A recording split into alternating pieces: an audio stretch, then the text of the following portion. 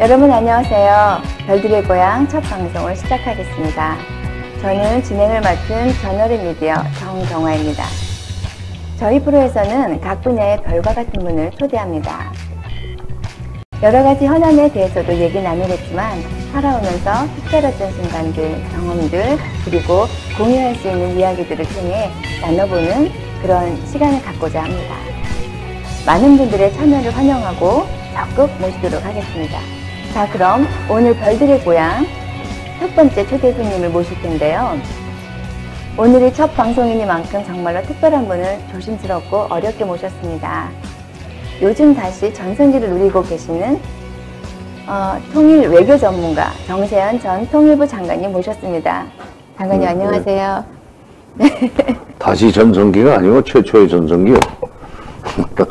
아니 진짜 뭐 현직에 있을 때보다 더 바빠요 지금. 요즘요? 네. 많이 바쁘셔서 제가 보니까 장관님 최근에 책도 내시고 작년에 담대한 여정이랑 책도 내시고 책이 2번 나오고 네. 한 권은 뭐라고나 그 강형을 묶어서 창비해서 내고 그래서 3권이 나왔죠 책이. 아 그래요? 예. 제가 알기로는 담대한 여정, 평양 갑시다 말고 또 한 권이 있었어요? 한반도 특강. 한반도 특강이요? 네. 아 그러셨구나. 그건 6사람이 한 건데. 네. 그래요. 아 네. 그러면은 평양 갑시다라는 책을 기획하실 때 먼저 여행을 다녀오신 다음에 가셨나요? 아니요, 그건 이제 그 앞으로 평양 가자는 뜻이고. 네. 남북관계 개선을 위해서 관심이 있는 분들한테 네. 미리 사전 지식을 주는 그런 취지로 대담을 했죠. 대담한 걸 책으로 낸 겁니다. 아, 대담. 그럼 실제로 여행 가셨던 건 아니에요? 아니, 아, 그러셨구나. 제가 잘못 알고 있었나요? 아니, 제목을 그렇게 해가지고. 네, 다 간 줄 알고 있어요. 그 북 콘서트 하는 날. 네. 김어준 씨가, 정청래 의원한테 한마디 했지. 왜요? 뭐라고요? 진짜 평양 가는 얘기인 줄 알았더니, 시베리아 횡단철도 타고 모스크바까지밖에 안 가놓고, 왜 평양 갑시다 했느냐는 얘기를 했는데, 지금 바로 평양 갈 수 없으니까, 네. 그렇게 돌아다니면서 평양 갈 수 있는 날이 오기를 기다리는 그런 심정으로, 그런 취지였군요. 붙였을 겁니다. 예. 그럼 평양을 거쳐서 간 게 아니라 저기 블라디보스톡으로 해서 이렇게 시베리아 열차 타시고 가셨나요? 네, 예. 나는 그때 그 기차를 안 타고, 네. 정국 장관은 그 황재혁 박사하고 같이 갔었어요. 예, 그러셨어요. 네. 거기가 이제 시베리아 횡단철도를 타고 모스크바로 해서 베를린까지 갔다 온 팀들이 있었죠. 네. 저도 한번 시베리아 횡단 열차를 타봤는데요. 3일 정도 탔었거든요. 그때 거의 반 거지가 되다시피 3일 꼬박 했는데. 타면 이루크츠크까지만 가는 거죠. 맞아요. 너무 힘들었었는데 그때 괜찮으셨어요? 건강은 별 이상 없으셨어요? 그럼, 네. 네. 보다시피 나는 건강합니다. 네. 그러면 특별히 건강관리 뭐 어떻게 하시는 거 있으세요? 하루에 10,000보 걷는 거 그게 아마 근데 나는 내 건강의 그 원천은 네. 소화력이 좋다는 걸 거예요. 타고나는. 옛날 술 많이 먹을 때 술병 나도 한 이틀이면 가라앉았어요. 네. 술 많이 먹으니 목소리가 이렇게 됐습니다. 목소리가 굵고 멋있으신데요. 네? 굵고 멋있으세요. 제가 장관님 모시기 전에 인터넷에 검색을 해봤어요. 그랬더니 제가 너무 재미있는 단어 하나를 찾은 거예요. 해방둥이라고.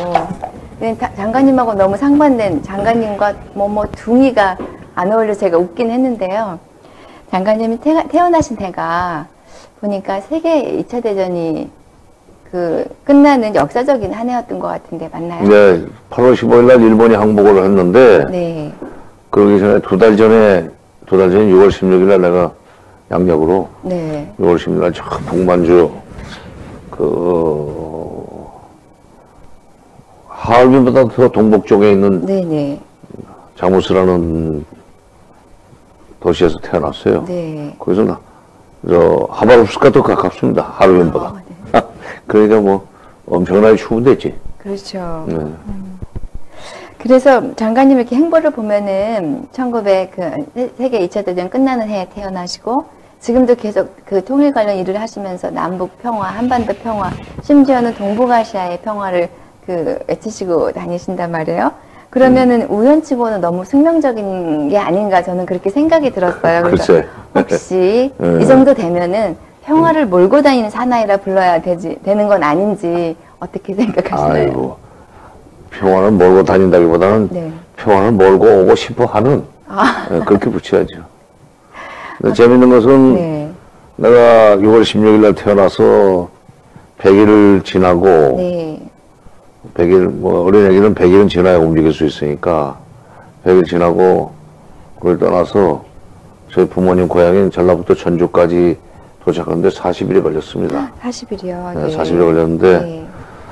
아마도 10월 말쯤 해서는, 10월 말쯤으로 기록이 돼 있던데, 아버지가 돌아가시기 전에 적어 놓은 그 기록을 보니까, 네. 평양 역전에서 남쪽으로 가는 기차를 기다리느라고 이틀 동안 강보에 쌓여서 역전에서 노숙했던 어린입니다, 내가. 그래서 그런 기억 속에 없는 추억 때문에 네. 평양 갔을 때, 맨 처음에 갔을 때는 평양역을 보니까 좀 감회가 좀 나더라. 저 마당에서 내가 이틀을 노숙을 했단 말이지. 그건 이제 부모님으로부터 전해드린 예, 거죠. 예, 예. 네. 아, 정말 대단한 어렸을 때 장관님의 의지와는 관계없이 먼 여정을. 그렇죠. 네. 그럼 통일 일 하시면서 혹시 장관님 특별히 다른 별명 가지고 계신 거 있으세요? 응? 뭐요? 별명. 별명? 제가 하나 아는 건 있거든요. 아, 뭔데? 빨간, 응? 빨간 펜. 그건 가르쳐준다고? 통일연구원 부원장 시절에 처음에 그 박사학위 막 하고 온 사람들이 보고서 쓰는 게 네. 도대체 지구하고 결론 그 요점을 팍팍 찔러야 되는데 네. 보고서라는 건 네. 너무 장황하게 늘어나서 전부 다 빨간 볼펜으로 고쳤지. 그랬더니 빨간 볼펜이라고 별명을 붙였다는데 네. 그거는 연구원 볼펜이고 나중에 제가 98년에 통일부 차관 발령을 받았어요. 네. 근데 그때 인사 프로필에 보니까 나도 몰랐어요. 몰랐는데 통일부 탱크라고 하는 별명이 아. 있었다고 하더라고요. 그러니까 아마 통일부에 같이 다니던 동료나 또는 후배들이 네. 저 사람이 일을 시작하면 탱크처럼 밀어붙인다는 그런 뜻으로 탱크라고 그랬겠지. 네. 예. 상당히 멋지고 좋은 별명이네요. 글쎄, 추진력. 장관님과 잘 어울리는 별명 추진력? 같습니다. 네. 그거 가지고 북쪽에서 자꾸 입힌 잡힌 게 되지 말고 네. 남북 회담할 때 장관 회담할 때 네. 우리가 신문 보니까 별명이 통일부 땅꼬라고 그러던데 저 러시아 말로는 땅꼬라고 읽습니다. 아, 탱크를 땅꼬라고요? 몸이 땅꼬라고 그러는데 그 땅꼬처럼 좀 밀어서 좀 해주시라고 그러더라고. 그런 얘기도 네. 아, 예. 그러면 북한 그 관리들도 장관님에 대한 신뢰, 저 사람이 밀면 밀리겠구나, 아니면 이게 상황이 호전되겠구나, 그런 기대가 있는 건가요? 그거는 그 사람들이 나중에 내가 통일부에서 나온 뒤에, 이제 민간이 된 뒤에 만나서 들은 얘기인데, 네. 그때가 좋았습니다. 왜냐하면 장관 선생님께서 된다면 되는 거고, 네. 안 된다면 죽어도 안 되는 것이 몇 번 경험을 통해서 확실해진 뒤에, 네. 우리가 보고 잘못해가지고, 실수를 하거나 하는 일은 없었습니다. 그러니까, 쌀을 준다면 확실히 주고, 네. 그 대신 이것은 해. 그거 안 오면 못 줘. 이런 식으로 내가 확실하게 상호지로 조건을 걸고 일을 했기 때문에 네. 아마 제가 있을 때는 북쪽의 상대역들이 상부 보고 해가지고 보고원대로 되지 않아서 네. 문책을 당하고 그런 일은 없었을 거예요. 그럼 과거에나 지금이나 마찬가지로 비록 장관님이셨지만 다른 장관분들도 장관의 위치에 있지만 딱히 자기가 그 내건 약속을 지키지 못하는 경우가 덜어 있었던 모양이네요. 그래서 북한 관리 같은 경우에는 어려움을 당할 수 있었겠어요. 그렇죠. 그렇죠. 네. 우리는 뭐 욕먹고 지나가면 끝이지만 네. 저쪽은 책임 문제가 나오거든요. 네. 독재국가가 그런 거 아니에요. 네, 그렇죠. 네, 그렇습니다. 그래서 이제 분위기를 약간 부드럽게 하기 위해서 장관님 지금 언뜻 뵈면 굉장히 약간 다가서기 어려운 그런 카리스마를 가지고 계세요. 그래서 제가 왜 내 웃으면 안동하이 탈인데. 또 다른 별명이 하나 있으셨군요. 그것도, 웃으면 안동하이탈. 예. 네. 근데 제가 최근에 장관님 정말 부드럽고 따뜻한 면이 있으시구나 하고 제가 나중에 알았어요. 근데 그걸 진작 알았더라면 제가 조금 더 많은 걸 부탁드릴 수 있지 않았을까. 뭔데? 예? 뭔데? 지금 짓궂은 질문 하나 하려고요. 네. 네. 대학 가셨을 때 이거 저만 알고 있는 일은 아닌 것 같은데 대학 들어가실 때 가시기 전까지 삼수하셨다고. 사수했지. 아, 사수세요? 그래서 거기에 얽힌 그 재밌는 이야기가 있어요. 글쎄, 내가 고등학교 입학 때까지는 잘 나갔는데, 고2를 지나면서 좀 이상하게 불리기 시작했어요. 네.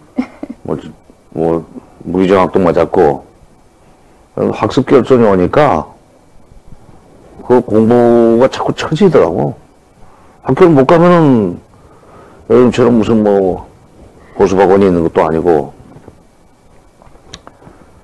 그리고 이제 고3 때는 또 보통 그 나이에 학생들이 빠지는 길로도 좀 잠깐 가보고, 그러다 보니까 대학을 첫 해 떨어졌어요.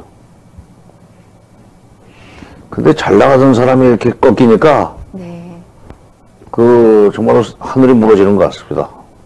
네. 자기가 그동안에 소홀히 했다는 생각은 안 오고, 내 운명이 여기서 끝나는가 하는 생각이 들어가지고, 네. 사실 내가 자살도 하려고 해봤었고, 진짜요? 그런 소위, 좌절감을 느끼고, 이제 그다음부터는 그게 일어서야 되는데, 네. 그 공부하기 싫더라고, 이제. 술 많이 먹었어요. 네. 그래서 아까 그 통일부 탱크 몇 명 붙었던 그 프로필에는 네. 두주불사라는 것도 같이 들어가 있었습니다. 술 많이 먹었는데, 그러다 보니 재수에서 또 떨어지고, 사무소에서 또 떨어지고, 그러다가 나중에는, 이러다가 인생이 인생 망치는 거 아닌가 해서, 네. 사수째는 죽으라고 공부를 했지, 잠 안 자고. 네. 그랬더니, 결국 이제, 내가 수학이 약했었는데, 네. 수학이 10점, 20점밖에 안 되니까 안 되지. 그런데, 네. 그렇게 작심을 하고 공부를 했더니, 수학이 60점을 넘으면서 이제, 들어가고 싶은 대학에 들어갔죠. 근데 네. 나는 사수하는 동안에, 많은 경험을 했어요. 네. 소위 좌절감을 느끼면서 사는 사람들이 어떤 상태인가. 네. 이걸 몸으로 체험을 해서 나는 요즘도 대학 총장으로 있을 때 학생들한테 그 얘기를 했습니다. 루저의 길만을 걸어온 사람은 리더가 돼서는 안 된다. 그 위너의 길만 걸어온 사람은 그렇죠. 지도자가 되는 경우에 위험하다. 루저의 경험을 가지고 있는 사람이 리더가 됐을 때 보다 많은 사람이 행복해질 수 있다. 여러분들이 네. 가령 지방대학에 다닌다고 해서 속상해하거나 용기를 잃지 마라. 네. 오히려 지금 여기서 겪고 있는 좌절감, 이것이 앞으로 여러분들이 더 크게 도약하는데 원동력이 될 수 있다. 다만 네. 그걸 잘 활용해야 된다. 네. 그런 얘기를 했었는데 실제로 내가 그 체험을 했습니다. 저는 생각해 보시오. 네. 나는 계속 떨어지는데 고등학교 동기는 4학년 되고 4학년에 막 3학년 올라가고 그러는데 길거리에서 만나면은 이유 없이 행패를 부리고 싶단 말이야. 그러셨어요? 술 사라고 그러고 대낮에 네. 술 먹고 그리고 야 너 술값 내고 가 그러고 떨어진 게 무슨 대학 떨어진 게 참 대단한 파고도 아닌데 그렇게 살다 보니까 나중에 그렇게 사는 사람들이 네. 느끼는 좌절감 그것이 사회에 대한 불만으로 터질 수 있다. 네. 그런 생각을 했죠. 와, 저는 기대하지 않던 지금 말씀을 들었어요. 저는 장관님이, 제가 아는 장관님은 모든 사람이 다 알잖아요. 방송에서 여러 번 나와서 말씀하셨고, 장관님의 기억력은 거의 그냥 사진으로 찍어서 입력하시는 거기 때문에 타의 추종을 부러워하거든요.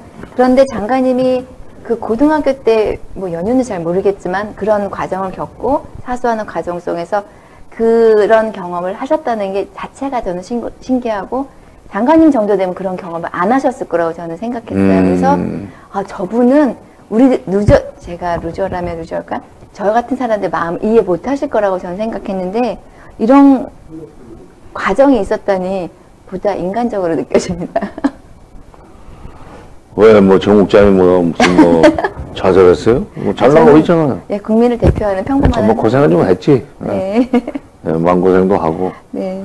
내가 하는데, 나는 지금 와서 지나간 것을 정당화하는 것이라고, 볼 수도 있겠지만, 네. 그때, 직방도 대학 들어갔으면 아주 질 나쁜 공무원이 됐을 겁니다. 그럴 수 있겠죠. 고생 안 해본. 그 있잖아요, 매치. 요즘 이렇게 파란 옷 입고 이렇게 나오는 사람들. 네네. 권력의 앞잡이 나오다가. 네. 순전히 그 높은 사람, 위너들 신분을 받아 그렇게 된 거거든. 노조 경험이 없는. 그렇죠. 그 사람이 그렇게 해서 한번 꺾여보는 것도 나쁘지 않다. 아, 네. 그래도 그 과정에 있었을 때 장관님은 내가 이거 고난 정도 헤쳐나갈 수 있다라고 확신하셨죠? 아니, 그런 생각도 없었어요. 그러셨어요? 예. 이게 이것이 조직 운명이라는 생각도 없었고, 네. 속상하고 그냥 화만 났었지, 세상에 대해서. 그런 과정이 있으셨군요. 근데, 그 참. 그러면 이제. 지금 와서 생각하니까, 네. 그때 한번 꺾였던 거, 네. 좌절의 시대를 살았던 것이, 지금 와서 그래도, 늦게까지 이렇게 전성기를 누릴 수 있는 네. 그런 영양분이 그때 생기지 않았나 하는 생각이 듭니다. 와, 요즘 젊은이들 대학 졸업 후 취업을 못해서 고생하고 심리적 상처를 많이 받는 친구들은 지금 정 장관님의 말씀을 귀담아 듣는 게 어쩌면 약이 될 수 있네요. 지금 순간이 바닥이라고 해서 영원히 바닥은 아니다. 그렇죠. 네. 전 감동받았습니다. 지금 이 순간. 그러면 전에 제가 이제 질문들이 제가 개인적으로 장관님 배웠을 때 간혹 이렇게 툭툭 던져주시는 촌철살인 중에 한마디 제가 이렇게 몇 개 모아본 건데요. 그때도 여성이 똑똑해야 된다. 그래서 저는 어떻게 똑똑해야 되는지 하고 이제 좀 궁금해 했었어요. 그럼 그거는 어떻게 연결을 시킬 수 있을까요?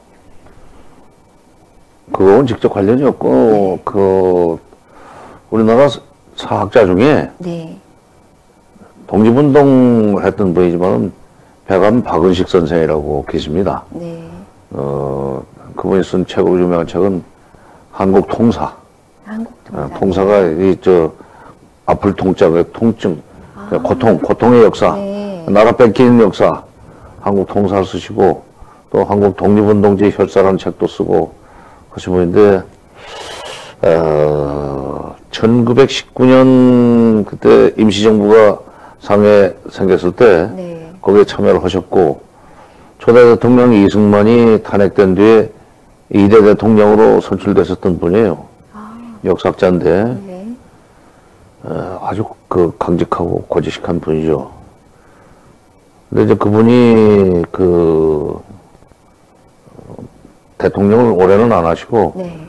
김구 선생이 주석으로 뽑히면서 금방 이제 물려주고, 본연의 인물인 역사학자로 돌아갔지만, 그분이 조선에서 네. 여성 교육을 맨 처음에 시작한 분입니다. 네.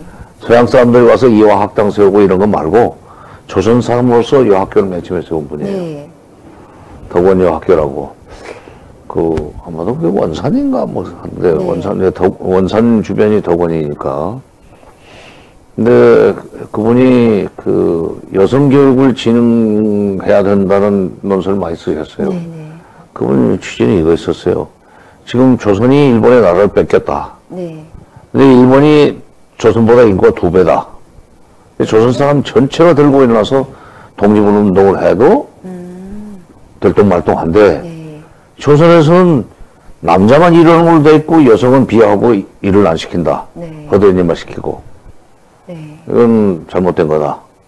여성이 깨우쳐야 나라를 찾을 수 있고, 당대에 여성들이 들고 일어나서 독립운동도 하고, 해가지고 같이 남자와 손잡고, 네. 나라를 찾지 못하고, 또 다음 대로 넘어가면은, 네. 후대에 독립을 하기 위해서는 어머니로서 자식을 제대로 키워야 된다. 네. 그럼 여자 공부를 안 시키면 안 된다. 교육을 안 시키면 안 된다. 여성이 똑똑해야 우리가 나라를 찾을 수 있다. 그게 굉장히 강하게, 입력이 됐어요. 네. 네. 그래서 통일 문제와 관련해서도 네.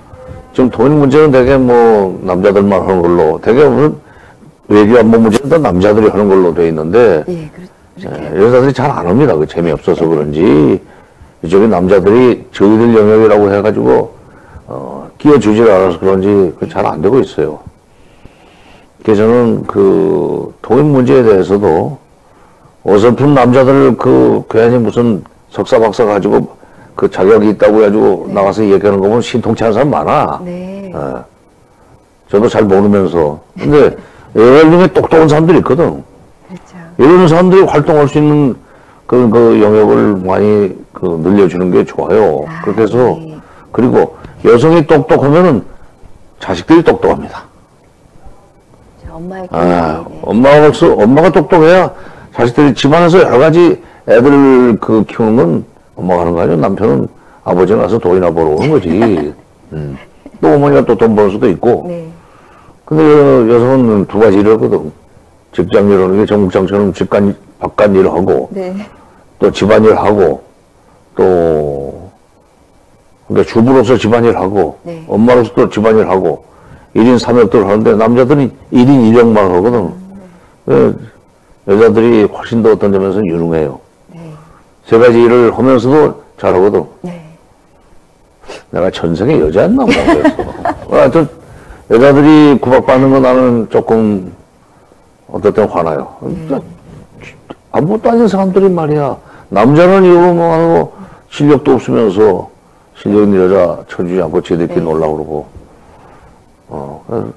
자녀 교육을 제대로 시키기 위해서, 그 다음에 통일 교육을 위해서도 여자가 좀 깨야 된다 하는 얘기를 많이 하고 다녔었죠. 아, 그러셨군요. 지금도 그 생각은 변함이 없습니다. 네, 그래서 이 정국장 같이 똑똑한 여자를 내가 좋게 보는 거예요. 감사합니다. 그러면은 여성의 역할, 똑똑한 여성이 돼야 하고 여성의 역할 중에 일단 장관님이 하시고 있는 이 분야에서 한번 따져본다면 남북 관련해서 우리가 좀 더 여성이 뛰어들어서 그러니까 뭐 석박사 되시는 연구자들 말고 저희처럼 일반인들이 조금 참여할 수 있는 그 남북 간 네, 할 수 있는 일이 어떤 것들이 아니 있을까요? 그러니까 여성이기 때문에 따로 떼달라고는 식으로 주장하는 것이 잘못된 거예요. 네. 지금 여성운동하는 분들이 남북회담 하는데 왜 여자는 안 끼워주냐는 식의 얘기를 해요. 네. 그러니까 여자이기 때문에 따로 저 회담에 대표로 넣어줘야 된다는 그런 식으로 주장하지 말고 실력을 길러라 이거야. 그렇죠. 네. 실력을 길러서 남자들하고 그 경제에서 손색이 없는 사람들은 자동적으로 들어가는 거 아니에요. 그렇죠. 네. 요즘 북한에서 대남 사업하는데 김영철 통전부장, 네. 노동당 부위원장하고 미국도 같이 다니는 김성혜라는 통전부 실장이 있습니다. 네. 나이는 그렇게 많지는 않아요. 50대 초반쯤 됐을래나 이제. 네. 근데 그건 처음부터 통전부에서 쭉 그야말로 안내원부터 시작하고 참사 이렇게 커가지고 커나왔는데 그동안에 저쪽에서 남북회담할 때 처음에 수행원으로 나오다가 대표로도 나오고 이제는 뭐 대표보다도 회담 대표보다도 훨씬 더 높은 직급이 돼가지고 북미 정상회담에도 지금 배석을 해서 전략을 짜고 그런단 말이에요. 그러니까 여성이기 때문에 여자 몫을 주세요 하는 식으로 하지 말고 그렇죠. 그거는 그거 아니라도 내가 이 일을 할 수 있다는 것을 입증만 하면은 뭐 통일도 할 수도 있고 아니 국회의원도 할 수도 있고 또 그다음에 뭐 통일 장차관도 외교부 지금 외교부 장관 당장 여성 아니에요. 네, 강경원. 여자기 때문에 시킨 건 아니거든. 그 경력이 있단 말이에요. 경력을 쌓야죠. 네. 그리고 그것은 경력은 누가 이렇게 잘 만들어서 생기는 게 아닙니다. 본인이 따내야지. 그렇죠. 그렇죠. 뭐 여자니까 내 몫을 달라, 내 자리를 다 이거는 그렇지. 아니란 말씀이죠. 예. 네, 알겠습니다. 그럼 이번에 분위기를 좀 바꿔서 지금까지 장관님께는 통일 일 계속 해오셨잖아요, 그죠? 그래서 이쪽에 이제 발을 들이게 되신 계기가 계기. 네. 그럼 참, 나는 그게, 내가 일생 동안 걸어야 될 길인지 모르고 들어갔어요. 무슨 얘기냐면, 네. 내가 이제 71년이 아니라, 75년에, 박사과정을 입학을 했습니다. 네. 그때 박사과정에 입학한 것은 순전히 박사 학위를 받고 나서 교수가 되려고 그랬어요. 아, 중국 문제 교수가 네. 되고 싶어서 이제 박사과정에 들어갔는데, 공부를 하면서 논문을 써야 되는데, 중국 문제 논문을 쓰려면은 네. 중국 자료를 봐야 돼요. 네. 그 볼 수 있는 데는 중앙정보보고 국토통일원밖에 없었습니다. 네. 공무원 신분이 돼야 그 자료를 볼 수 있어. 아닌 사람이 보면은 보안법에 걸려서 이렇게 되게 돼 있어요. 네. 근데 마침 통일원에서 연구직 공무원을 공채한다고 해서 제가 이제 시험을 봤어요. 네. 뭐 박사과정 되니까 뭐 쉽게 들어갔지. 네. 그래서 거기서 박사 논문을 썼습니다. 네. 또 박사 논문만 받으면 대학으로 가기 위해서 열심히 시간 강사도 시간 강의도 나가고 서울시내 대학에 네. 교수가 되려면 그 경력이 있어야 되니까 못 됐어요. 박사학위를 받았어도 안 됐어요. 네. 그러니 뭐 대책 없이 밖에 나가서 시간 강사 떠도 술 먹고 그냥 월급 받는 것 때문에 돈이 없이 통일부에 댕기다 보니까 네. 순서대로 올라가서 뭐 대통령 비서관도 하고 네. 또 차관도 하고 하시고. 장관도 하고 네. 또 뭐 노무현 정부에서도 계속 또 두 정부에 가서 했다고 지금도 그 딱지가 붙어 다니는데 네. 29, 30대. 뭐 29대 30대 뭐 네. 두 번에 연달아서 했다고 그래서 장관 잘못했다고 납제시킨 거다 내가 그런 농담을 하지만 여간 원래는 교수가 되려고 했었는데 그쪽 길은 열리지 않고 네. 이쪽을 갈 수밖에 없어가지고 호구지책으로 다니다 보니까 그렇게 됐습니다.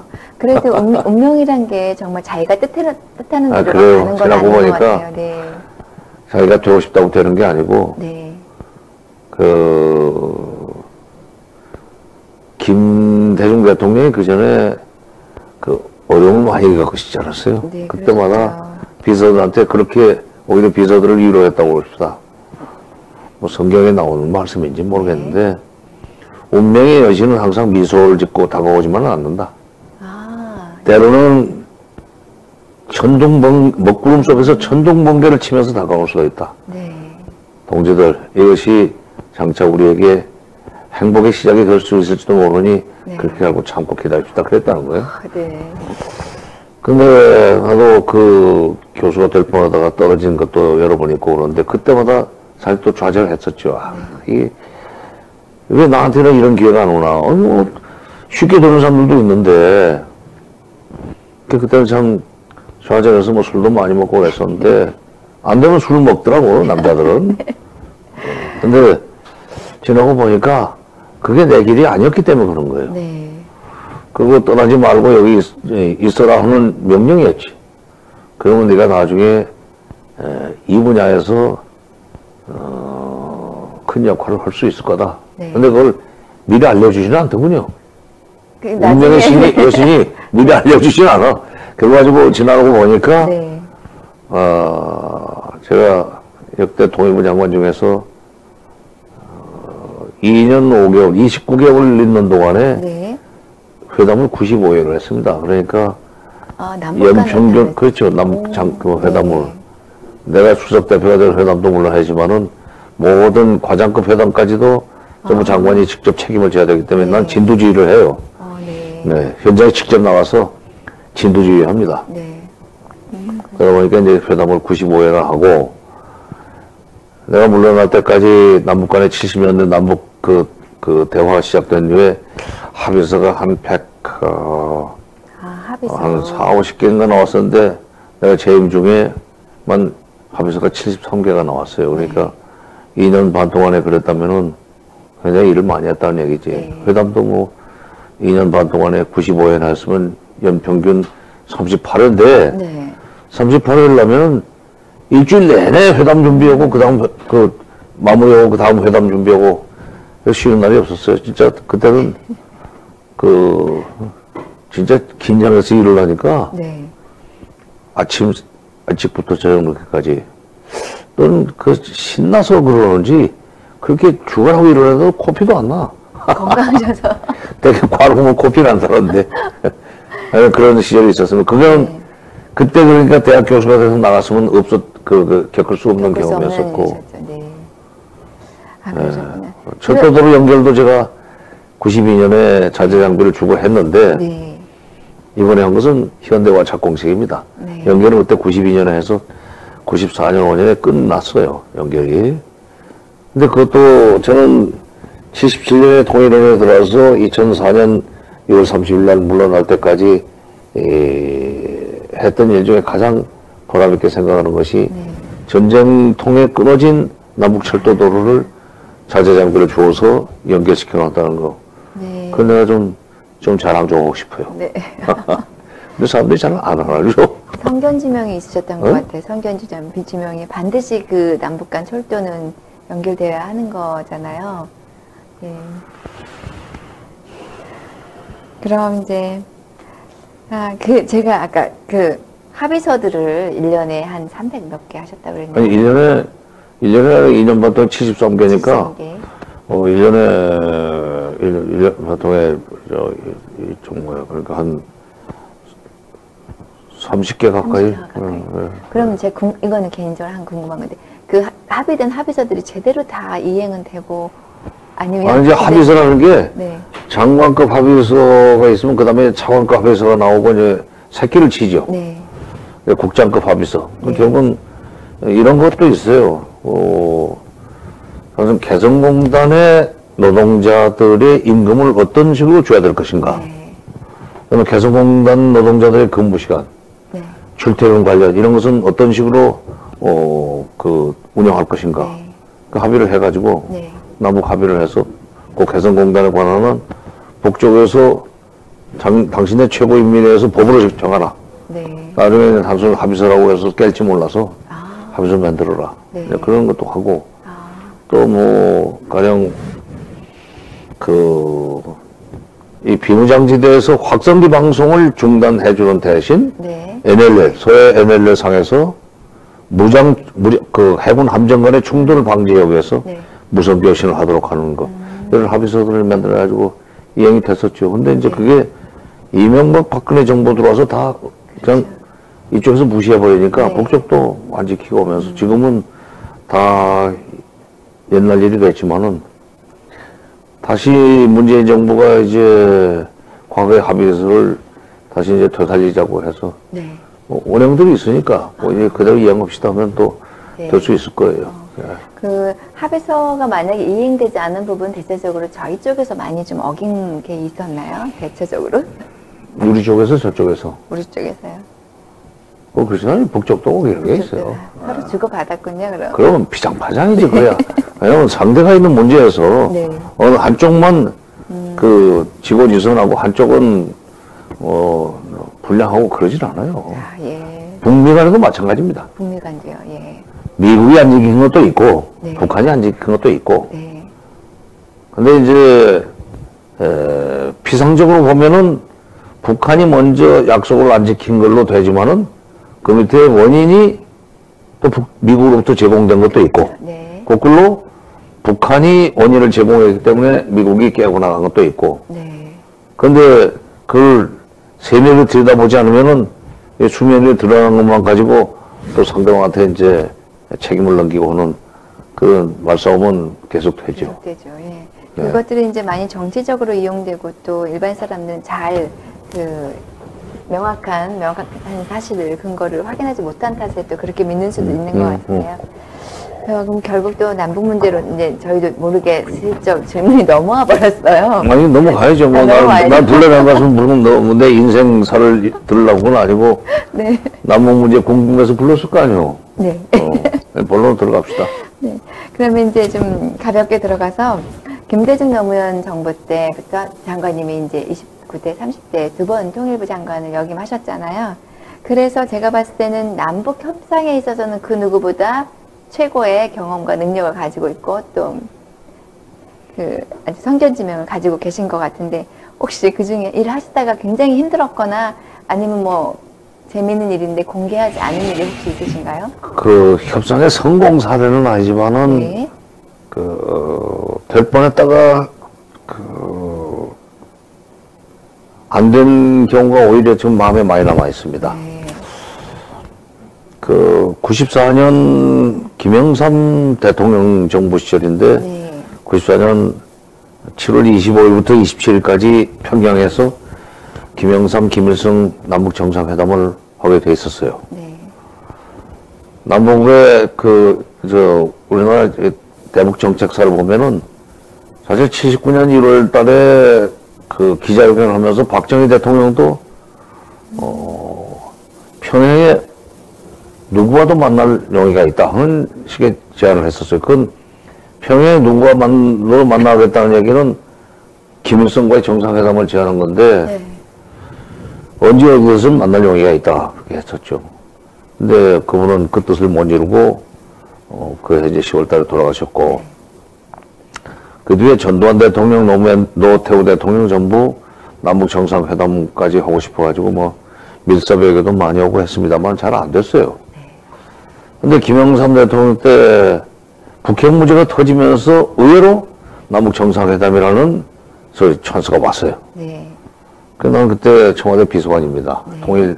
회담 준비를 아주 실질적인 책임을 지고 하고 있었는데, 합의한 날로부터 회담 일까지가 한 보름 정도, 16일, 26일, 한 달, 한 달 정도밖에 시간 여유가 없는데, 이게 처음 해보는 정상회담이기 때문에 준비할 것이 많아가지고 정말 잠 못 잤어요. 나중에 보름 이상 잠을 못 자고 일을 하니까 눈에서 열이 나는데, 그때 내 눈이 많이 상한 것 같아요.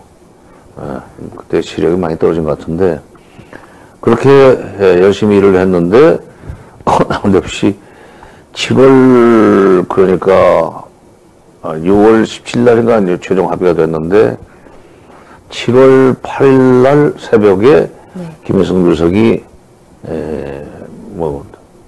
사망했다고 7월 9일 날 12시 방송에 나왔어요.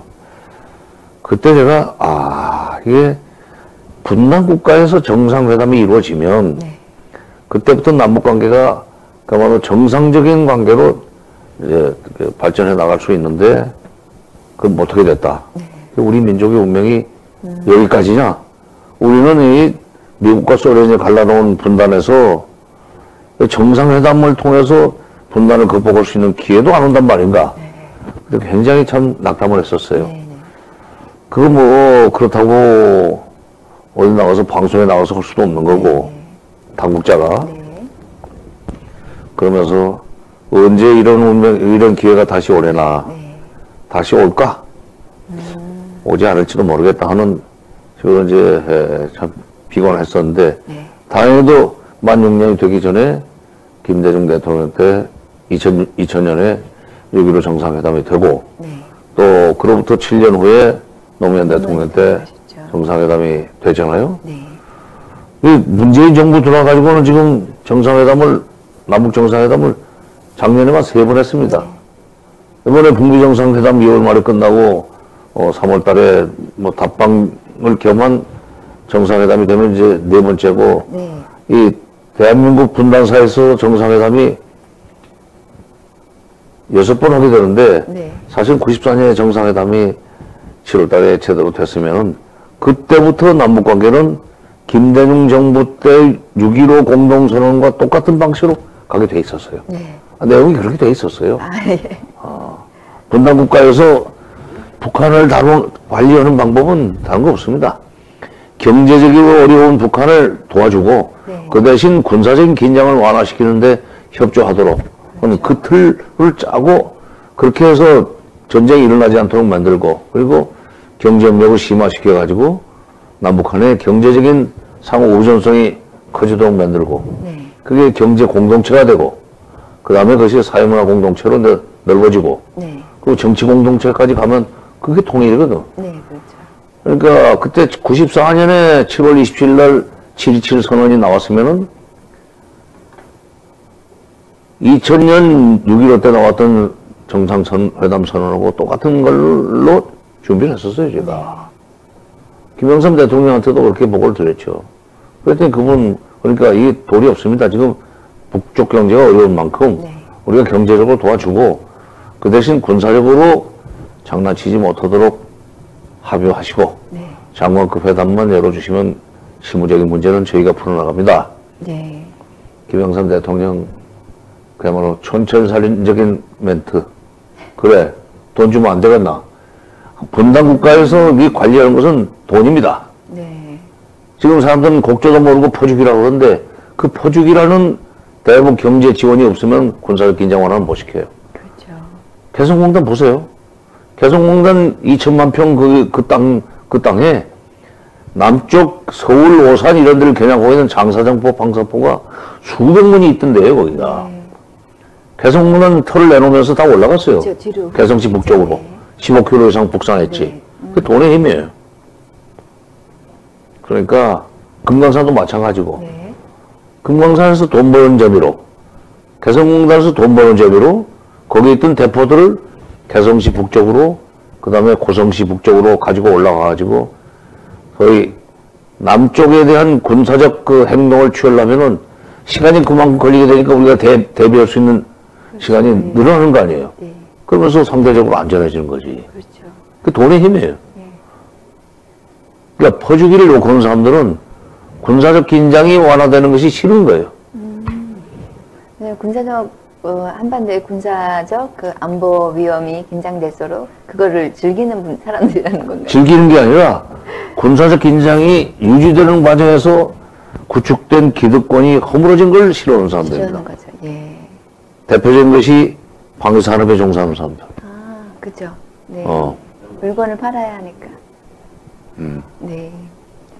아, 그러면 한 가지, 지금 현재 그 북한이 저희보다 그 열악한, 한 30년 정도 그 열악한 경제 구조를 가지고 있나요? IMF가 계산한 바로는 우리가 이 3만 달러 아니요? 네. 1인당 국민소득이 3만 달러, 네. 1조 5천억 달러 정도 되는데 GDP는 북한은 지금 한 400억 달러 정도로 추산이 되니까 1인당 그 소득으로는 아마 1,600달러, 3만 달러에 1,600달러니까 우리가 3만 원짜리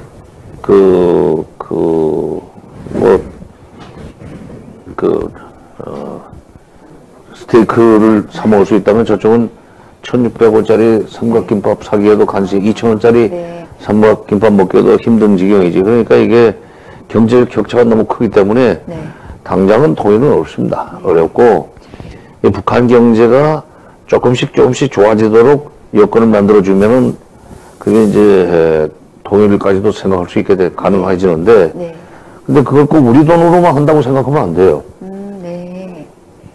지금 북한이 비핵화를 하고 북미관계 개선까지 이렇게 끌어내게 되면은 비핵화와 북미관계를 바꾸기로 했으니까 트럼프하고 김정은이 그래서 북미관계 개선되면은 미국이 투자가 시작될 겁니다. 그러면 중국이 가만 안 했죠. 일본도 들어가고. 오히려 지금 돈의 덩어리로 봐서는 우리 거 제일 작을지 몰라. 그러니까 주변 국가들이 북한을 자기네들의 경제적인 어떤 이 경제 활성화에 블루오션으로 쓰려고 하기 전에 우리가 먼저 가서 선점을 해야 됩니다. 근데 그런 데 대해서 얘기를 하면 그 퍼주기는 안 된다. 비핵화 끝난 뒤 해도 늦지 않다. 비핵화 하기 전에 안 된다 그러는데 아마도 그 비핵화가 완전히 마무리되기 전에 비핵화 프로세스가 시작이 되면은 미국 기업이나 중국 기업, 일본 기업은 북한에 들어갈 겁니다. 용기 있게. 오히려 나중에 우리가 들어가려면 우리는 자신 없을 거예요.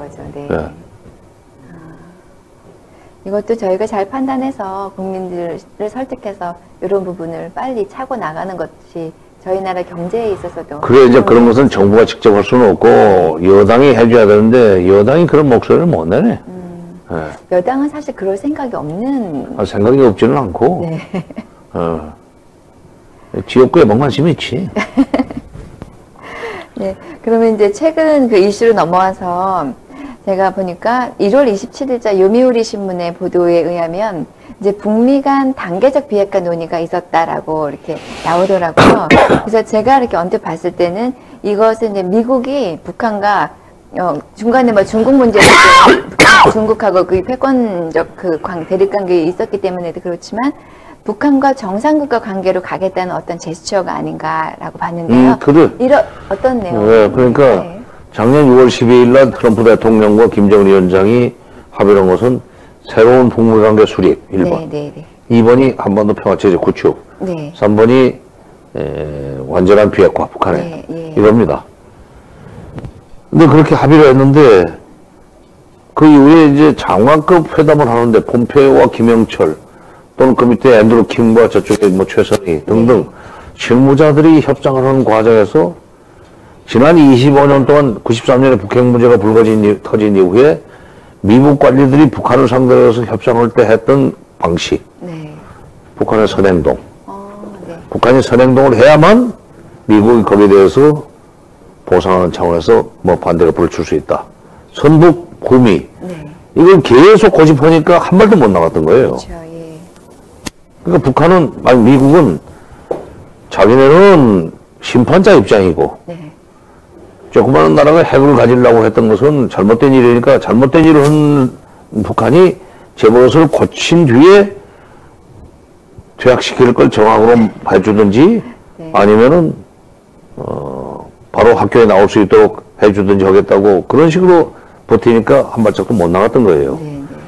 그러면서 이제 북한 사람들이, 아니, 미국의 관료들이 어떤 생각을 했냐면 북한이 완전히 비핵화한 뒤에 그 다음에 미국이 해줘도 북미 관계를 해줘도 개선을 해줘도 늦지 않다. 네. 또 우리는 그럴 권리가 있다, 자격이 있다 이런 식으로 버텼었는데 대통령도 그런 실무 관료들의 소위 오리엔테이션이 처음에 좀 넘어갔던 것 같아요. 네. 네. 근데 이제 드디어 대통령까지 북한이 계속 버티니까 네. 단계적으로 토막을 쳐서 해야 된다. 단계적으로 갈 수밖에 없다. 네네. 그냥 한 번을 밀어붙이면은 소위 FFVD 뭐 최종적이고 완벽한 우선 그리고 검증 가능한 비핵화가 될 때까지 제재를 계속 유지하겠다는 식의 얘기를 네. 이제 수정하기 시작한 거예요. 비로소 미국이 이제 물정을 알기 시작한 것이 이게 상대가 있는 문제인데 아무리 미국과 북한이 국력에 있어서 엄청난 격차가 있지만 네. 그래도 그게 상대인데 상대가 있는 문제인데 어떻게 일방적으로 할 수 있습니까? 네, 그렇죠. 응? 그래서 이제 비로소 북한이 비핵화 관련해서 이만큼 오면은 미국이 거기에 상응하는 조치를 해주고 2단계로 북한이 비핵화를 하면은 상응하는 조치로서 무슨 연락사무소를 세워주고 네네. 3단계 비핵화를 해서 그야말로 불가역적인 상태까지 가면은 뭐 북미 수교까지 해준다. 이런 식으로 토막을 쳐서 상호 연계시켜서 문제를 풀어나가자 하는 그런데 이제 비로소 깨우침이 있었다는 네. 증거입니다. 이제 미국이 북한의 어떤 성향을 좀 이해하고 있는 것 같다는 생각도 해보고요. 북한의 경우에는 미국이 막 밀어붙이는 그 완전 비핵화, 그러니까 북한이 니네가 먼저 완전히 몸을 털고 비핵화를 해야만 우리가 뭐 운동을 움직여 보겠다. 이런 거는 북한 입장에서는 도무지 받아들일 수 없는. 없지. 왜냐면 자기의 생명과. 미국이 시키는 대로 다 해서 완전히 빨가벗은 뒤에 그다음에 뭘 해주겠다 하는데 네. 그 다음에 아무것도 이제 저항할 카드가 없으면 그다음부터는 당하는 거죠. 어떻게 될지 모른다. 그렇죠. 아마 밟아 죽이려고 할 거다. 그렇죠. 그러니까 항상 단계별로 상응 조치 확인하고 그 다음 단계 넘어가고 상응 조치 확인하고 그 다음 단계 넘어가고 이런 식으로 할 수밖에 없다. 네네. 막판에 가서 가장 큰 것끼리 바꾸자. 네. 이제 그렇게 단계적이라는 게 이제 다른 말로 하면 토막치기로 접근한다는 얘기인데 네. 비로소 그렇게 되면 이제 문제가 해결되기 시작할 거예요. 시작하는 북미 정상회담 끝나고 나면은 비핵화 프로세스가 시작이 될 거고 네.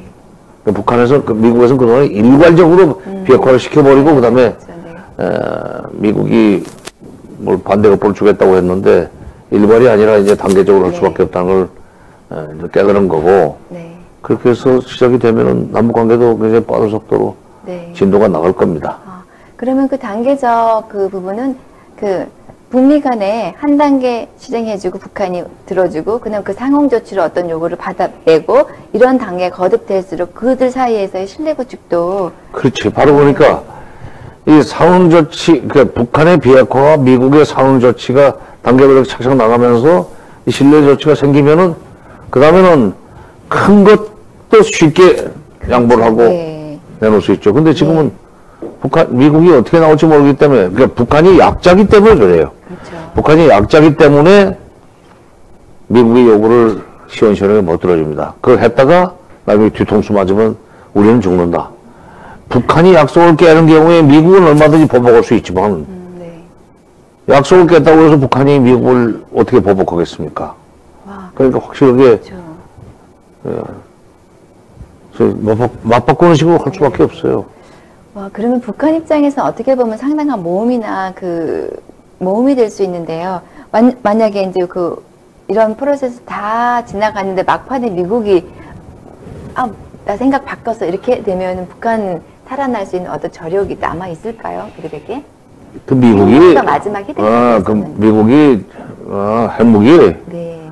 핵무기 막판에 뭐 내려놔야 그 미국으로도 받아내고자 하는 수교라든지 평화 체제를 끌어낼 수 있기 때문에 네네. 그 약속은 지킬 거예요. 근데 그렇게까지 해놓고 미국이 말을 뒤집으면은 세계 최고의 그 강대국으로서 네. 그 리더십이 위기가 오지. 네. 체면이 안 서지. 네네. 그러면 이제 목표가 영세기 최대 강국이 그런 일을 하면 그다음부터 그게 비난받죠. 네.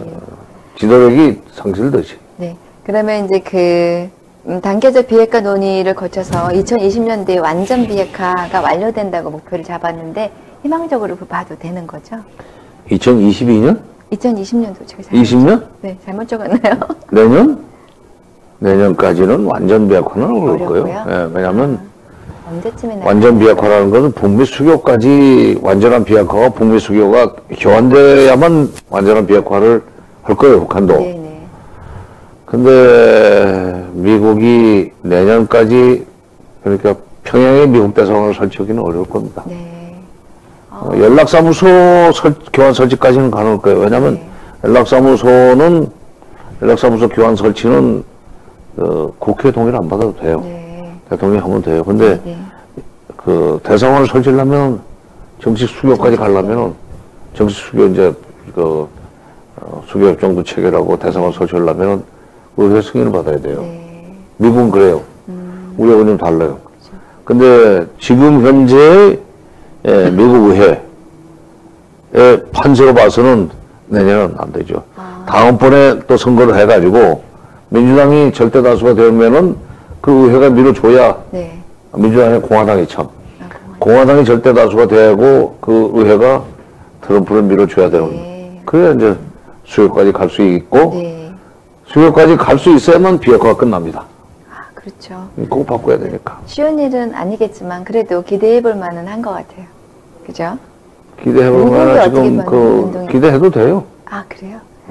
시간의 문제야. 그래도 시간의 문제. 시간의 문제이지. 그리고 저희 정부가 계속 같은 스탠스로 북한하고 스텝을 맞춰서. 문재인 정부 임기가 지금 앞으로 3년 반쯤 남았나요? 3년 반쯤 남았는데 3년 반 안에 그 지금 마무리가 될지 그건 모르겠는데 이제 이걸 또 뒤집는 정부가 다음번 들었으면은 죽도 밥도 아니지. 그렇죠.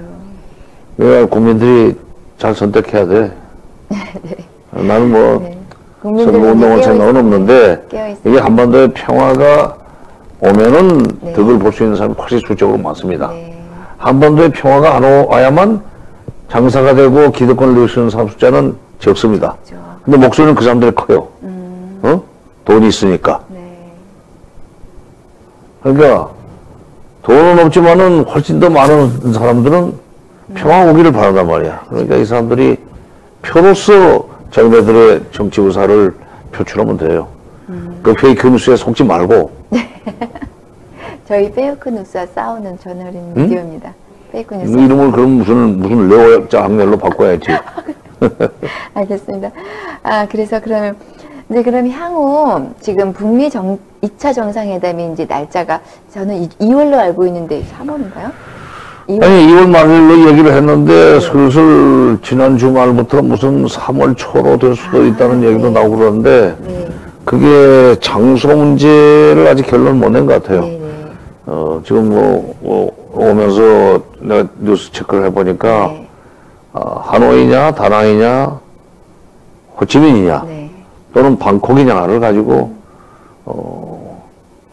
미국 생각이 좀 다르고 북한 생각이 다르고 또 베트남을 하는 경우에도 베트남 정부는 하노이에서 해주기를 바라고 미국은 다낭에서 했으면 좋겠다고 그러고 뭐 이런 소리 많은 모양이에요. 그것 때문에 지금 현장에서 지금 실질적으로 검증하고 뭐 그런답니다. 이제 그것이 결론이 나야 장소가 결정이 되고 장소가 결정이 돼야 이제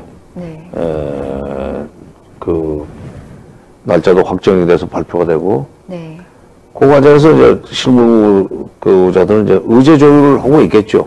투 트랙을 하는 것이 지금 장소 문제를 협의하는 그 협상팀은 현장에서 협의하고 있고 이쪽 두 정상이 만났을 때 실제로 대화를 해야 될 의제, 합의문 같은 것은 어떤 식으로 만들 것인가 하는 그 협상대로 지금 뭐 하려고 봅니다.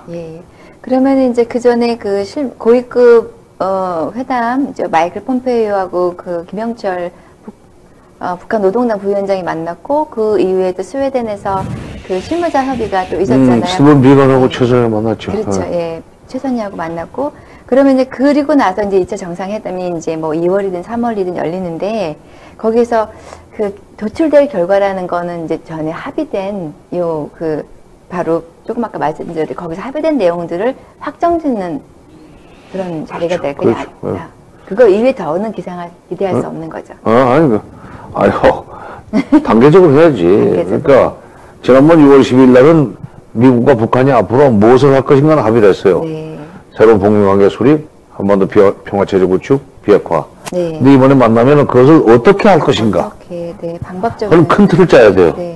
어떻게 할 것인가. 단계적으로 그런 데까지는 합의가 될 거예요.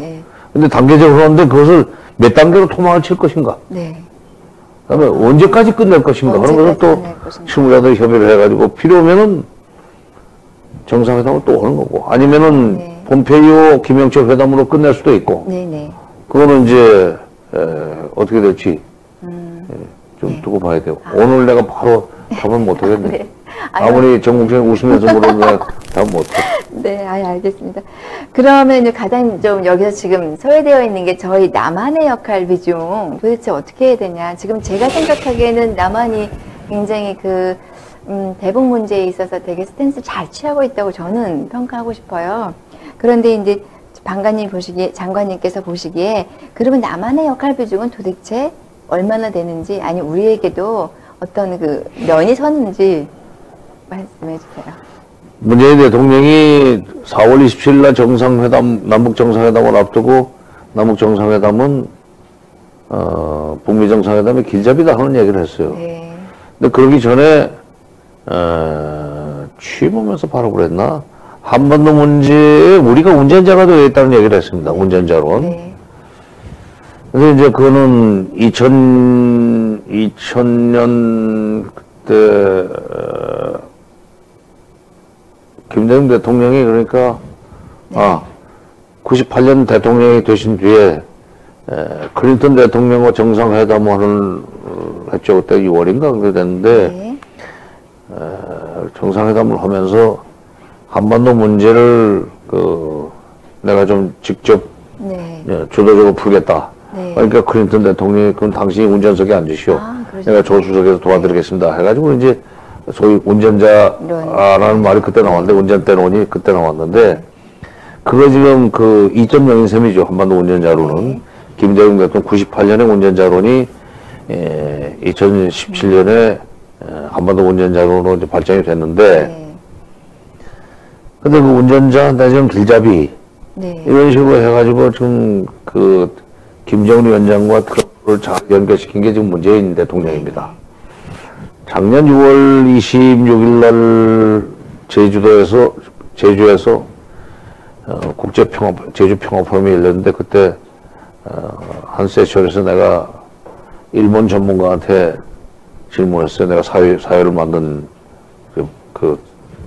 네. 세션이 있어가지고 네. 4.27 남북 정상회담과 6.12 북미 정상회담 이후에 한반도 정세가 어떻게 전개될 것인지, 그리고 그 과정에서 우리 한국 정부가 무슨 역할을 해야 되겠는지 좀 조언을 해달라. 네. 그랬더니 그 일본 전문가가 그랬어요. 오코노키 마사오 교수라고 게이오 대학의 이제 명예 교수인데 네. 한국말을 잘 압니다. 네. 북한 원전을 그대로 읽을 수 있는 사람이니까. 네. 지금 문재인 대통령이 운이 참 좋은 대통령이다. 분당국의 대통령으로서 문재인 대통령이 운이 좋다. 네. 왜냐? 때마침 김정은과 트럼프를 만났다. 이 네. 둘을 연결시켜서 지금 잘 풀어나오고 있다.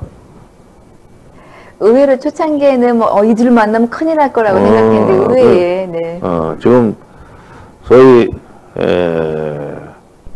어네스트 브로커가 좀 나쁜 말로 되지만 사실은 그 어네스트 브로커는 좋은 겁니다. 네. 그리고 문재인 대통령이 트럼프 대통령과 김정은 위원장을 이렇게 자꾸 연결시켜서 지금 정상회담을 1차 때는 물론 문재인 대통령의 그 노력으로 그 된 거고 2차도 지금 한국 정부가 계속 미국을 설득하고 북한을 설득해가지고 네. 다시 또 톱다운식으로 일을 시작하지 않았어요? 이렇게 해서 하여튼 둘을 자꾸 만나게 오고 둘이 합의한 것을 이행되도록 하면은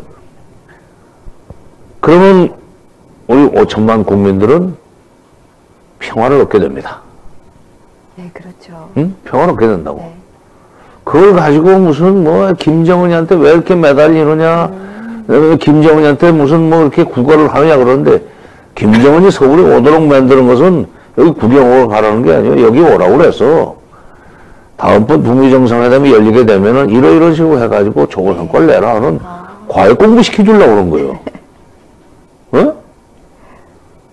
문 대통령이 김정은 위원장을 설득을 해서 좋은 방향을 가도록 하고 또 트럼프 대통령과 통화를 하든지 또 만나가지고 김정은 위원장과 회담할 때 네. 좋은 결과를 가져올 수 있도록 그렇게 조언하고 또 교육시켜가지고 좋은 결과가 나오면은 그게 북한 좋게 하는 겁니까? 미국 좋게 하는 겁니까? 우리 국민 좋게 하는 거 아니에요? 그렇죠. 그 원리를 이해를 못하고 왜 김정은한테 매달리느냐? 미국이 압박하는데 그 방해하지 마라. 미국이 압박을 해야만 북한 핵 문제는 풀린다 하는 첫딱선임 소리였는데 네. 압박을 해가지고 25년 동안 해결하지 못했던 게 그렇죠. 북핵 문제입니다. 그렇죠. 네. 북한이 간단치가 않아요. 아니 북한만 간단한 게 아니라 단군의 후손이 우리 남북이 다 간단치가 않아. 보통 독종들이 아니에요. 압박으로 굴복하지 않아. 그렇죠. 그러면 현 시점에서는 문재인 대통령이 그 어네스트 브로커 역할을 잘 하고 있는 것이죠? 그럼 네. 믿으시오. 네, 다행입니다. 그래서 그리고 제가 또 한 가지 궁금한 것은 미국의 방위비 분담금 문제가 얼마 전에 좀 돋아났었잖아요. 뭐 10억 불에 1년 단기 계약을 요구하고 요것은 이제 분담금을 매해 인상 요구할 수 하겠다는 거죠. 매 인상하겠다는 건데 네. 좀 트럼프가 너무 좀 심하게 하는데 더구나 돈 방위비 분담금을 제대로 안 내면 뭐 철군을 했다는 식으로 겁주는데 네. 우리 국민들이 알아야 될 게 미국이 여기서 절대로 철군 못 합니다. 중국 때문에 못하겠죠. 그렇지. 네. 네. 여기 평택에 있는 여기 한반도에 있는 미군이 나가면은 남는 것은 주일 미군밖에 없는데 주일 미군만 가지고는 중국이 태평양으로 나오려는 걸 막을 수 있는 힘이 약해요. 예. 그러니까 우리 국민들이 이번에 여론조사를 어디서 했나? 방위비 더 내라고 그런 건 미국 잘못하고 있다. 자꾸 철군시키겠다는 식으로 협박하면서 그런 건 잘못했다고. 52%가 그런 생각을 했다는 거야. 만약 그런 식으로 하면 철군해도 좋다가 52%가 한 거예요. 우리 국민들이 올바로 보는 겁니다. 네. 외교에 있어서 협상력은 미국 사람들하고 만나서 이렇게 협상하는 뭐 국방부 관리나 외교부 관리의 세치 혀가 아니에요. 네. 국민 여론입니다. 네. 국민 여론이 너희들 이렇게 방위비 분담금 올리라고 하면서 철군을 했다고 협박하는 거 이거 절대로 용납이 안 된다. 네. 우리 국민들이 그러려면 나가라고 한다. 그렇죠. 지금 나가. 이런 식으로 못해요.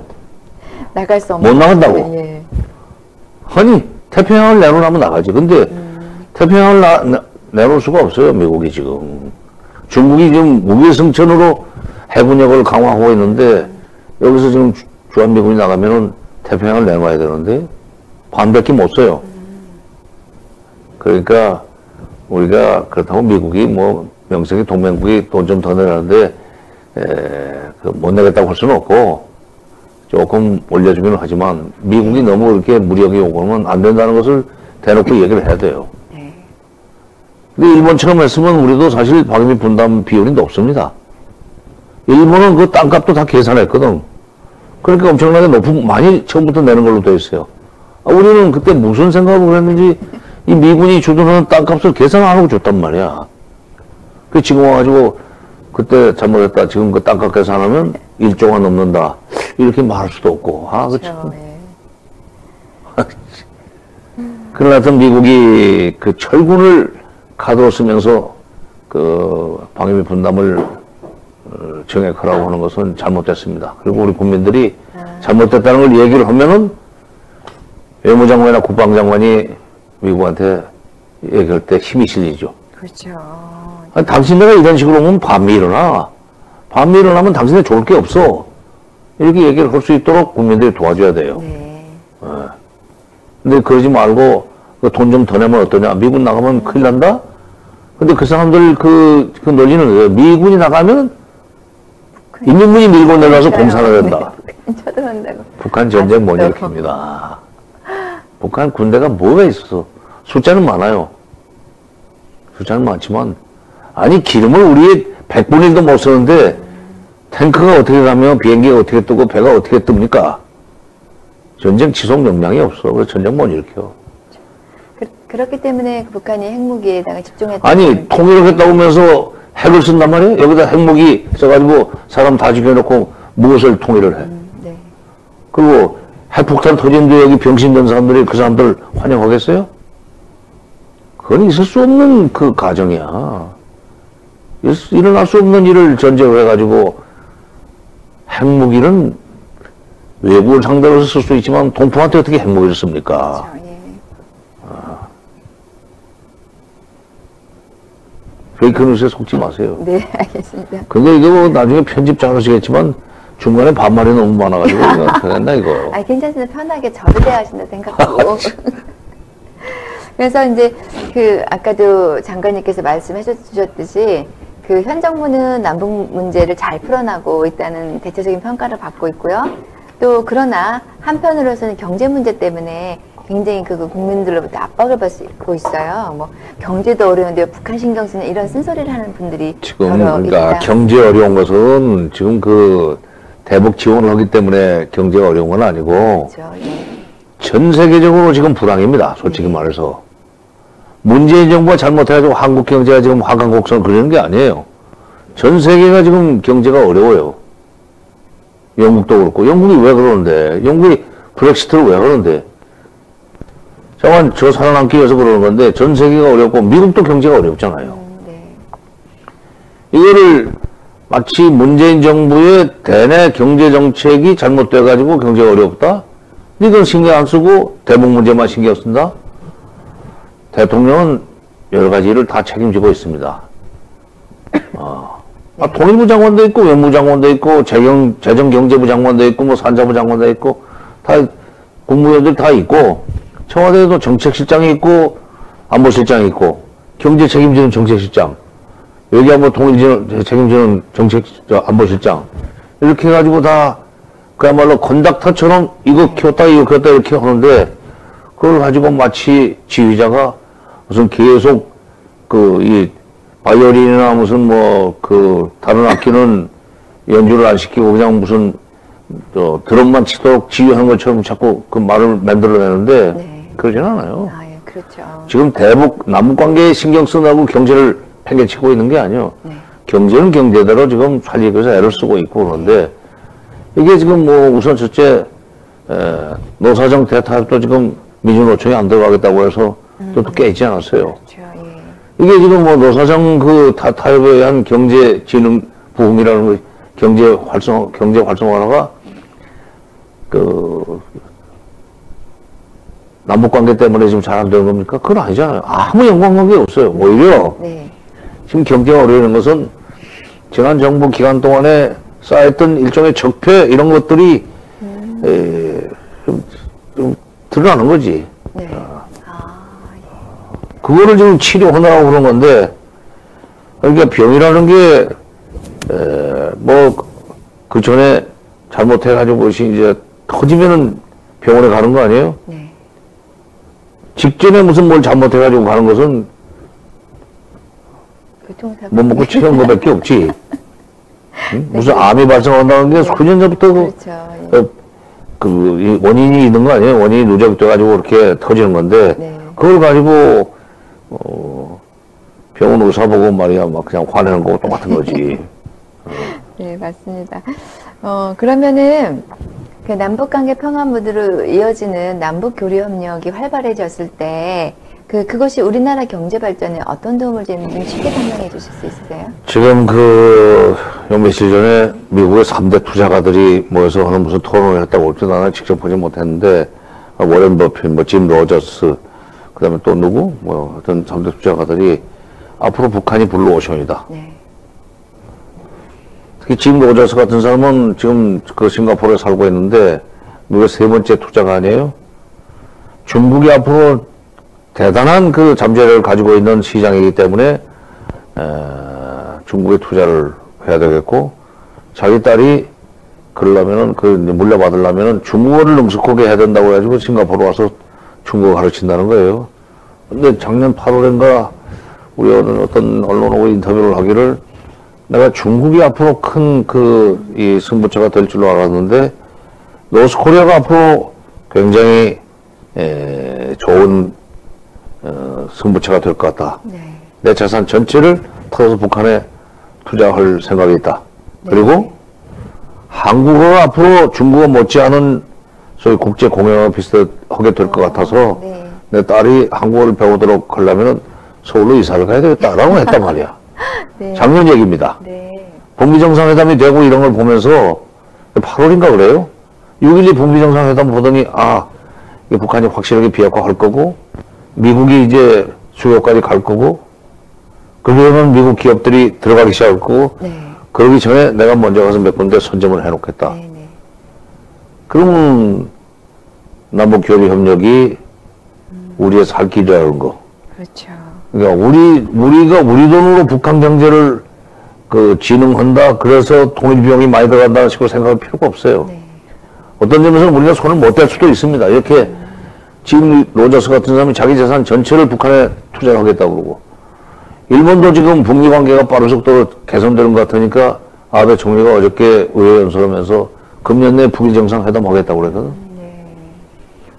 그러면 이제 일본은 우리한테 1965년에 했던 것 같은 일제 36년 배상금을 내놔야 돼요.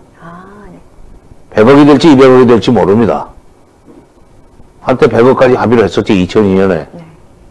근데 거기서 30억 달러하고 70억 달러 쪼개서 주겠다고 그러니까 김정일 위원장이 필요 없다. 내려면 한꺼번에 내고 그래야지 무슨 질끔질끔 건 필요 없다 해서 없었던 걸 했는데 네. 이제 그로부터 17년이 흘렀으니까 네. 물가 상승률을 감안하면 한 200억 달러 되겠죠. 네. 200억 달러면은 북한 GDP 총액의 한 절반 정도입니다. 네. 그러면 북한으로서는 빈집에 황소가 들어가는 격이에요. 네. 우리가 200억 달러를 낼 수 있을 것 같아요. 이 국민 여론 때문에, 퍼주기라는 여론 때문에. 200억 달러 사실 별건 아니에요. 네. 우리로서는. 근데 우리 국민들이 이렇게 그런 것을 퍼주기라고 하면서 핵 문제가 해결되기 전에 아무것도 하지 말라는 여론이 아직도 남아있는 한, 네. 우리는 그걸 못합니다. 네. 일본은 아베가 압도적인 리더십을 가지고 밀고 들어갈 거고, 미국도 들어가고, 중국도 들어가고, 그럼 나중에는 북한 경제가 중국화돼 버리고, 네. 북한 경제가 일본화되고, 북한 경제가 미국화되면은 우리 건 없습니다. 네. 그럼 통일 못해요. 만약에요, 장관님, 북한도 그런 생각은 좀 하고 있지 않을까요? 기왕이면 네. 기왕이면은 남북이 하나의 경제 공동체가 되는 것이 좋다고 생각하지. 북한 주민들도. 아, 말 쉽게 통곡했다. 미국이나 일본하고 이렇게 하는 것보다야 남북이 하는 게 좋다고 생각하지. 근데 북한도 그러는데 우리 쪽에서 그걸 반대하는 사람들이 있단 말이야. 이게 이 지금 분단 체제 하에서 기득권이 깨지는 것이 싫은 사람들, 불안한 사람들이 자꾸 말을 만들어내서 이걸 못하게 한다고. 예. 남북 적대 관계가 끝나버리면 없어지는 직업이 많습니다. 그럼 남한 내에서 먼저 해결해야 될 부분이 있네요, 저희가. 아니, 근데 해결하기 위해서 세상이 바뀌니까 이제 생각을 고치고 이쪽으로 줄 서라 하는데 안 오잖아. 그러면 거기 있다가 그냥 그대로 그 배 타고 있다가 또 내려가라고 할 수밖에 없어. 네, 앞으로 희망적으로 남북 관계가 잘 흘러갔으면 좋겠습니다. 그래서 저희 나라 경제도 남북 간의 그 상황이 좋아지면서 북한에 불러오신 저희 나라 기업들도 많이 들어가고 이런 일들이 생겨요. 그렇죠. 네. 그러니까 북한 경제가 그 중국이나 미국이나 일본의 투자를 이렇게 막 불처럼 일어난다든지 이러기 전에 우리가 먼저 들어가면은 훨씬 더 우리가 그 지분이 많아지고 늦게 들어가도 북한 경제가 잘 돌아가면은 우리가 득을 보면 득을 받지 손해볼 것은 없어요. 네. 한 가지로 개성공단에 들어갔던 제가 그 옛날 3.1회계법인에서 만들어낸 대동강의 기적이라는 책을 이렇게 읽었었는데 너무 어려워서 읽긴 힘들었지만 거기에 봤을 때는 개성공단 예만 들어도 개성공단에 들어간 그 북한과 남한을 비교했을 때 남한 측 기업들이 훨씬 더 이득을 많이 올린 걸로. 그럼 대북 사업은 네. 가성비가 굉장히 높은 사업입니다. 네. 그러니까 북한의 저임금 어디서 사람을 그 고급 인력을 한 달에 20만 원 미만의 돈을 주고 씁니까? 한 달 동안 일을 시킵니까? 25일 출근한다고 하면 하루에 8만 원이야. 20만 원 줘도. 가만 있어봐. 20만 원, 8만 원, 8천 원? 8천 원. 8천 원이죠. 네. 도저히 한국에서 있을 수 없는 인건비예요. 한국은 이미 지금 그 제조업에 뭐 한 달에 150만 원 줘서 사람 씁니까? 그러니까 지금 저 중국으로 또는 동남아로 나가는데 이 개성공단의 경우에는 100불 많이 줘야 150불이란 말이에요. 잔업까지 하고 주말 근무해도 150불 정도 주고 물건을 만들면 원가가 싸지잖아요. 그렇죠. 원가가 싸면 그 수출 경쟁력이 높아지는 거예요. 네. 그러니까 같은 돈을 들이고도 베트남에 투자해서 우리 중소기업이 벌 수 있는 돈과 개성공단에 투자해서 벌 수 있는 돈의 액수가 달라요. 원가가 달라지니까. 그리고 수출 무역하는 물류비가 굉장히 중요하잖아요. 네, 그렇죠. 물류비가 중요하죠.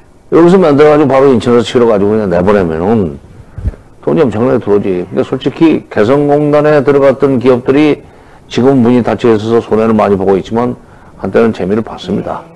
앞으로 문이 열리면은 우리 중소기업들이 살 수 있는 길은 개성공단 같은 공단을 북한에 자꾸 만들어내는 거예요. 근데 마침 김정은 시대에 돌아가지고 개성공단 같은 걸 만들 수 있는 데 22개를 미리 찍어 놨어요, 지금. 네. 22개나. 딱 해안선 쪽으로.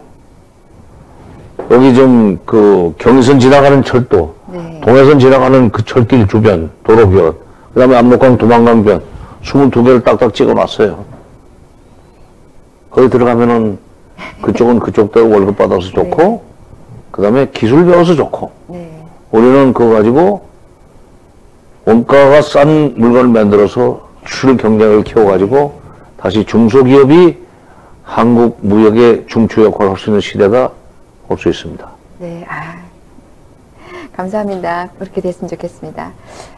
이제 마지막 다 끝났습니다. 고생하셨습니다. 마지막 질문인데요. 요거는 이제 기분 전환하면서 장관님을 좋아하는 팬들이 상당히 많습니다. 저를 포함해서. 그래서 팬들을 위해 진속 없어, 그거. 그래요? 그래서 한반도의 미래를 위해서 그러면 우리 장관님 팬들뿐만 아니라 우리나라 국민들이 어떻게 그림을 그리면서 방향을 잡아가야 되는지 이렇게 총론식으로 한번 말씀해 주세요. 그러니까 지금 그 트럼프 대통령과 김정은 위원장이 친서를 주고받은 것만 해도 지금 한 6, 7장 될 겁니다. 네. 작년부터. 그것 재작년까지는 도저히 상상조차도 할 수 없는 일들이 벌어지고 있는 거예요. 이제 별거를 다 보는 거예요, 우리가 지금. 네. 일어날 수가 없는 일들이 일어나고 있어. 그냥 미국이 그동안에 악마화시켜놨던 북한. 네. 그리고 미국이 입만 벌리면 미 제국주의 타도를 주장해왔었는데 그런 미국과 북한이 정상 간에 친서를 그렇게 주고받고 받기만 하면 비유티풀 레터라고 지금 트럼프 대통령이 얘기를 하는데 이게 보통 일이 아니에요. 네. 이 흐름이 끝나지는 않습니다. 예, 이게 한번 왔다가 지나가는 그냥 이 일과성 현상은 아니에요. 작심을 하고 지금 비핵화를 하겠다는 거고, 김정은은. 네. 경제를 위해서. 네. 네. 트럼프는 자기 재선 내지는 재선뿐만 아니라 미국 정치사에 있어서 훌륭한 업적을 낸 대통령이 되고 싶다. 뭐 노벨상도 받고 싶다는 야심 때문에 김정은과 빅딜을 하려고 그래요. 근데 스몰 딜로부터 시작을 하겠지만 네. 이게 이제 추세예요. 그러면 북미 관계 대사 관계까지 수립이 된다면은 동북아시아의 정치 질서가 완전히 판이 바뀌는 겁니다. 그렇죠. 대북 적대는 이제 못합니다. 네. 북미 간에도 적대 관계 끝나지만 남북 적대도 못하게 돼요. 네. 그럼 군대가 어디 쓰느냐? 이제 그때쯤 되면은 북한보다는 그 주변에 있는 중국이라든지 일본이라든지 이런 나라들이 우리한테 지금 벌써 일본이 장난 시작하지 않았어요. 벌써 시작했죠. 그럴 때 대응하기 위해서 힘은 계속 길러야 되고 그걸 위해서는 한미동맹 계속 유지해야 되지만 어쨌건 북미 관계가 개선되는 시대가 곧 온다. 그렇게 되면은 대북 적대를 전제로 했던 여러 가지의 분단 문화 이것은 이제 옛날 얘기가 된다. 빨리 그 분단 체제에서 벗어나는 그런 마음 자세로 새로운 시대를 준비해야 됩니다. 네. 아, 정말 감사합니다. 네. 교회하신 말씀 들었고요. 오늘은 여기까지 마치기로 하겠습니다. 네.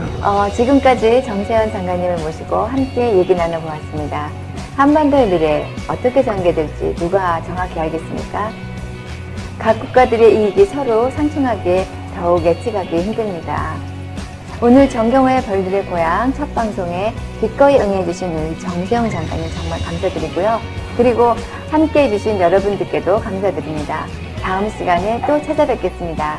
편한 밤 되세요.